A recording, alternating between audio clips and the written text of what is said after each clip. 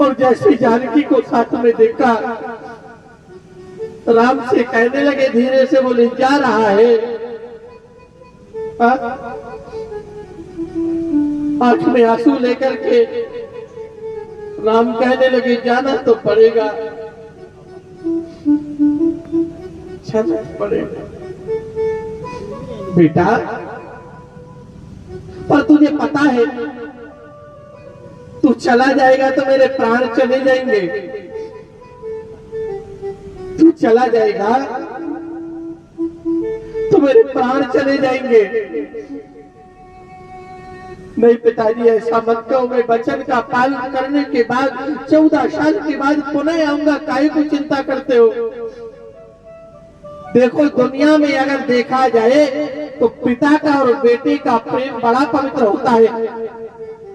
अगर पिता को दाल दरिया की नली भी लगी है और पिता अगर 58 साल का हो गया है, वो बिस्तर पर है, कब वो मौत के ग्रास में चला जाए कोई भरोसा नहीं। लेकिन अगर बेटा बाप के पास 90 साल 80 साल 90 साल 100 साल की उम्र में भी आए और अगर उसको कोई समस्या और वो धीरे से कह दे कि पिताजी मुझे ऐसी समस्या है, 80 साल का बाप 100 साल का बाप जो अपने आप को नहीं संभाल पाता, वही बाप अपने बेटे को हिम्मत देता है, तो चिंता मत कर, अभी मैं मरा नहीं हूं, अभी तेरा बाप जिंदा है। दशरथ जी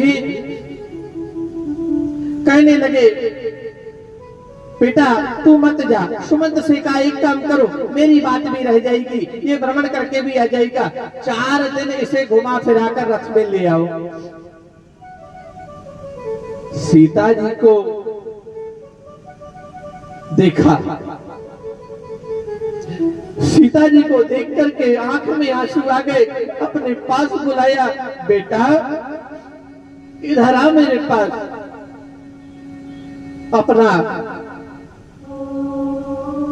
हस्त रख दिया माथे पर। जानकी बेटा तू भी जा रही है, तू बता अगर तू भी चली गई तो मेरा कौन सहारा रहेगा, मैं मर जाऊंगा। और जिनमें मेरे प्राण बसते हैं वही मुझे छोड़ करके चले जाएंगे तो मैं किसके सहारे रहूंगा। सीता जी को कहा बेटा तेरा मन नहीं लगे तब तो तेरे मायके चली जाना, कब घर रहा हो कब आऊं ससुराली, तेरा मन लगे तो ससुराल में रहना, तो तेरा मन नहीं लगे तू अपने मायके चली जाना। लेकिन बेटा तू मुझे छोड़ करके मत जा, अगर तू भी चली गई तो मेरा होगा क्या। और राम जी से कहने लगे दशरथ जी छोड़ कर न जाओ मेरे लाल,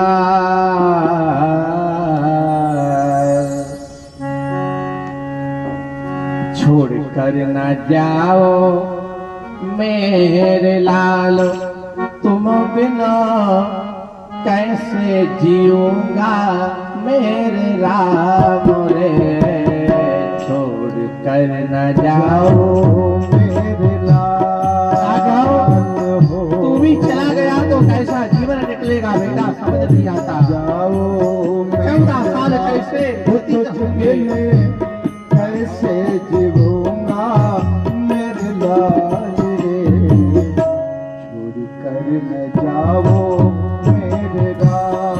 और राम जी से कहने लगे बेटा अखियों से एक पल ओझल न होना, राम मेरे अखियों से एक पल ओझल न होना, राम मेरे राधा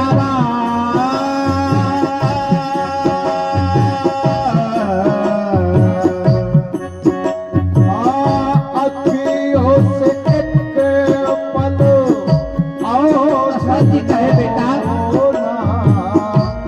राम मेरे लग जा गले एक बार, लग जा गले एक बार, बिना कैसे जीऊंगा मेरे राम रे, छोड़ कर न जाओ मेरे निरंतर आपको श्रेयासी कहते हैं और दशरथ जी राम जी को लिख रहे हैं कि बेटा अपना निर्णय बदल देना, चाहे भले तेरे बाप का वचन चला जाए, मैं वचन छोड़ने को तैयार हूँ और मैं राम को नहीं छोड़ सकता।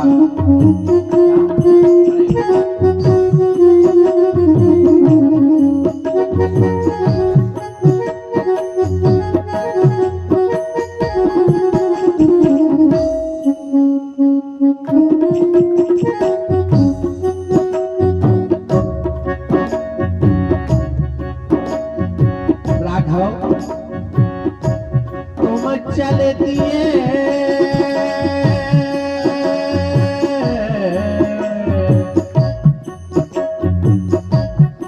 ये तन कितना निष्ठुर है राम, तू चल दिया फिर भी ये और क्या देखने को रह गया। तुम चल दिए वन प्राण न जाए मेरे तन कैसा, तुम चल दिए बनो प्राण न जाए मेरे तन के साथ,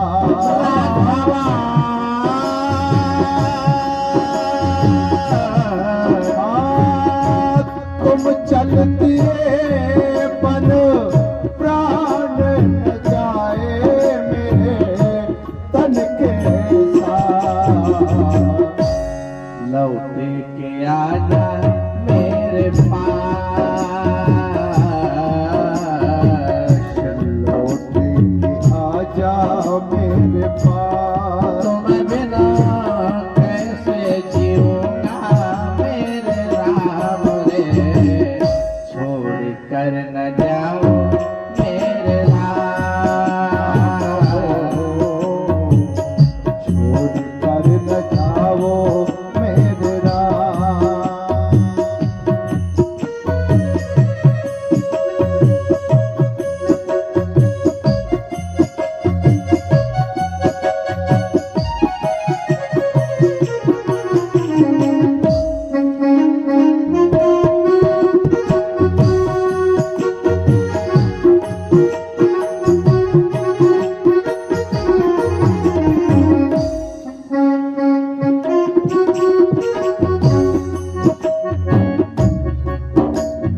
दशरथ जी कहने लगे इस देह को छूटना तो पड़ेगा, लेकिन ना जाने ये क्या वियोग देखकर छूटेगी।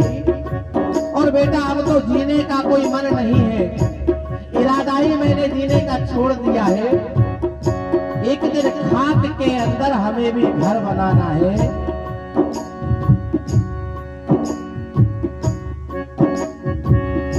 एक दिन खाक के अंदर भी हमको घर बनाना है, किसी के सामने हमको भी अपना मुंह दिखाना है। बहुत पाला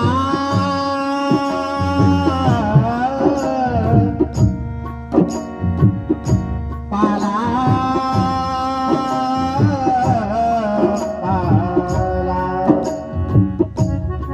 किसी दिन खाक के अंदर हमें भी घर बनाना है, किसी के सामने हमको भी अपना मुंह दिखाना है। बहुत पाला बहुत धोया समझ कर देह को अपना, मगर अफसोस तेरे बाद इसको छूट जाता है। राम सोचा न था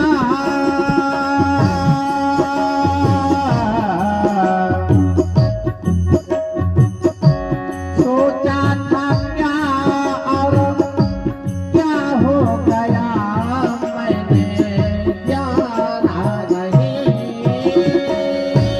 सोचा था क्या और क्या हो गया जाना नहीं। राघवा सोचा था क्या हो गया मैंने जाना नहीं। हो सोचा था क्या और क्या हो गया मैंने जाना नहीं। बन को न जाओ मेरे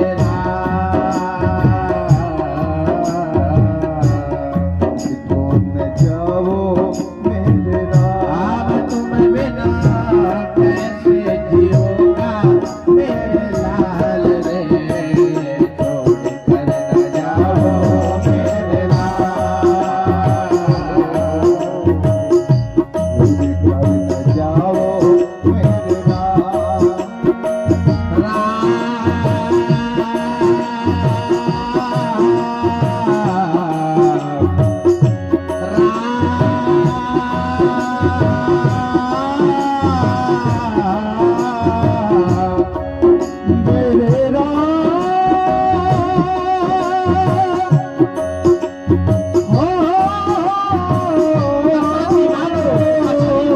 निकाल दिया गया और बिना जल के मछली तड़पाती रहती साहब। ऐसे दशरथ जी तड़पा रहे थे राम के वियोग में। कर न जाओ मेरे लाल। छोड़ कर न जाओ मेरे लाल। वो तुम बिन कैसे जीऊंगा मेरे लाल। छोड़ कर न जाओ मेरे लाल। कर न जाओ मेरे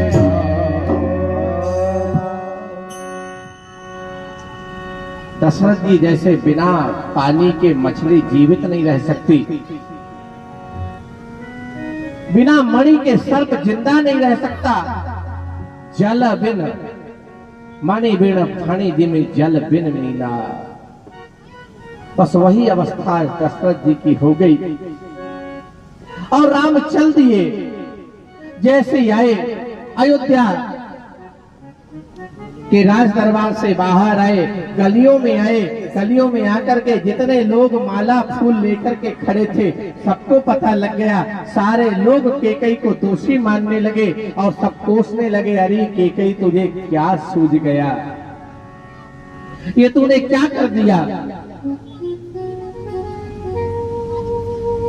तुझे तनिक भी अपने बेटे पर दया नहीं आई। जितने हार रखे थे राम को पहनाने के लिए, जितने हार दशरथ जी को पहनाने के लिए रखे थे, वो सारे हार हाथ के हाथ में सूख गए। अब करे तो इन हारों का क्या करें। वो हार को देख करके सारी अयोध्या कहने लगी, अरे आज तो हार भी हार गए, हार भी हार गए। सारी अयोध्या वासियों का मनोबल टूट गया। अयोध्या का एक एक नागरिक राम को विदा करना नहीं चाहता और सारे के सारे राम जी के पीछे लग गए। राम जी ने कहा, यहाँ रहकर को पिताजी की सेवा करो, पिताजी का स्वास्थ्य ठीक नहीं है, मैं शीघ्र ही आ जाऊंगा, बाद में भारत आ जाएगा, चिंता मत करो। हर प्रकार से समझाया और राम जी ने अयोध्या से जाते समय एक एक नागरिक से बड़ी अच्छी बात कही। नागरिकों से भगवान कहने लगे, मेरा सबसे प्रिय वो होगा जो मेरे पिताजी को प्रसन्न रखेगा, जिसके कारण मेरे पिता की आंखों में कभी 14 साल आंसू नहीं आएंगे, वो इस राम का बहुत प्रिय होगा।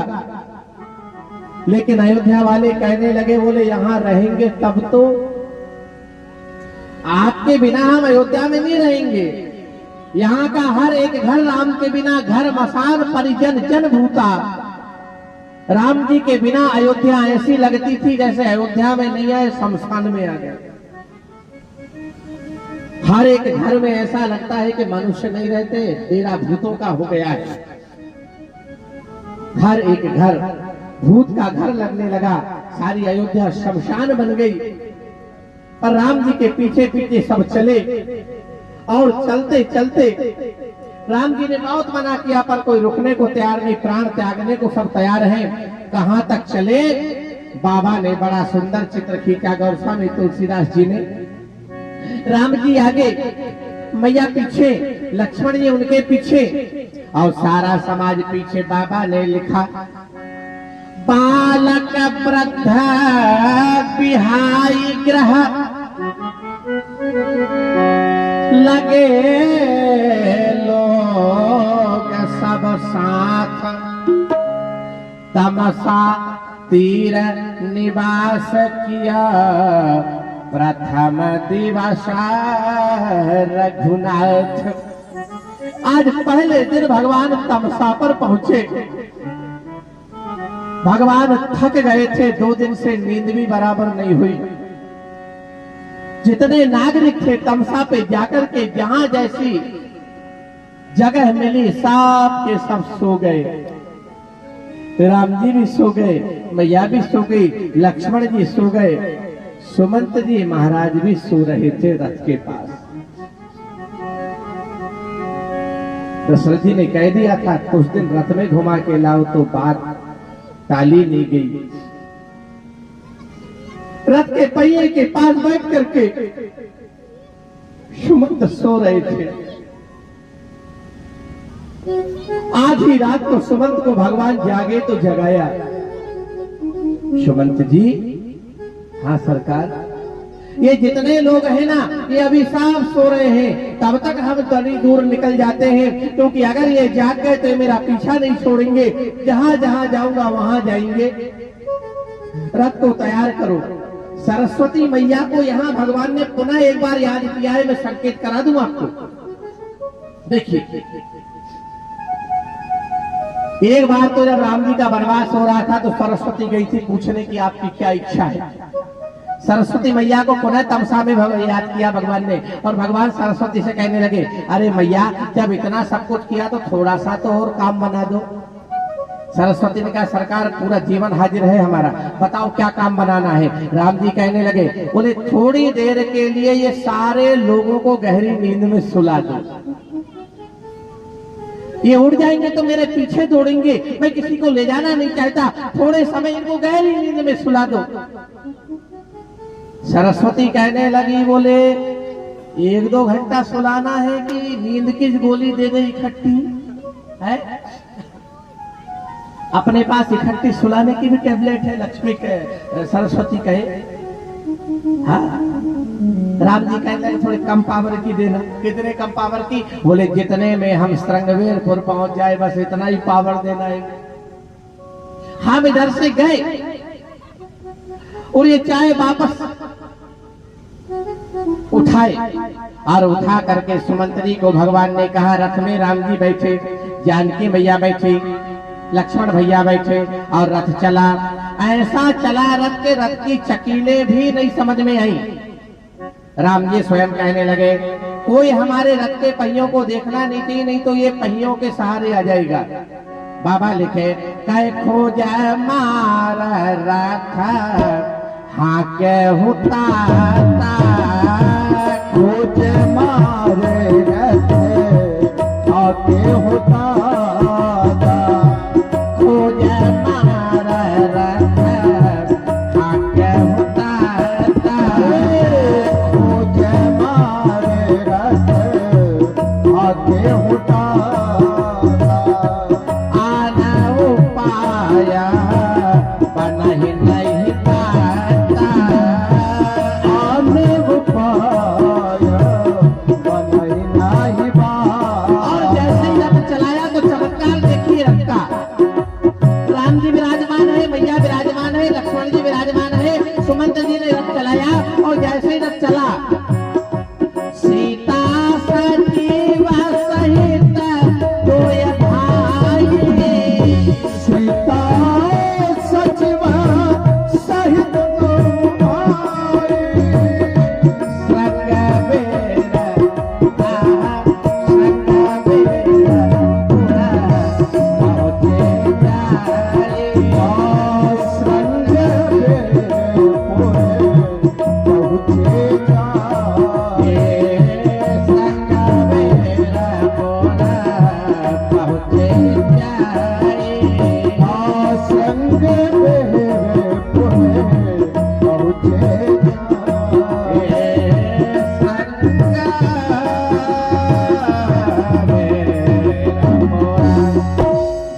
रथ चला तो दोनों भैया और मैया के सहित सुमंदरी का रथ श्रृंगवेरपुर पहुंच गया।